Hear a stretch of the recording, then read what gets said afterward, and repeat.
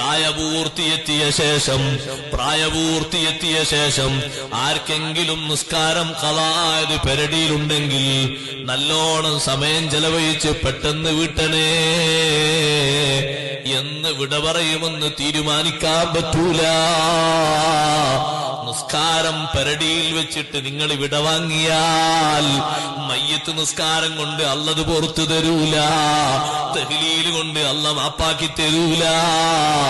ഏത് ലോകപണ്ഡിതൻ വന്ന് ജനാസക്ക് നേതൃത്വം നൽകിയാലും, ലോകത്തെ ഏറ്റവും വലിയ തങ്ങൾ വന്ന് നിസ്കാരത്തിന് നേതൃത്വം നൽകിയാലും, കോടിക്കണക്കിന് തഹ്ലീൽ ചൊല്ലിയാലും, കോടിക്കണക്കിന് ധർമ്മം ചെയ്താലും, ലക്ഷക്കണക്കിന് കിൻഡൽ അരി വിതരണം ചെയ്താലും, ഒരുപാട് പോത്തിറച്ചി വിതരണം ചെയ്താലും പെരടിയിലെ നിസ്കാരം അല്ല പൊറുക്കൂല. നിസ്കാരം ഒന്ന് മാറ്റമുണ്ട്.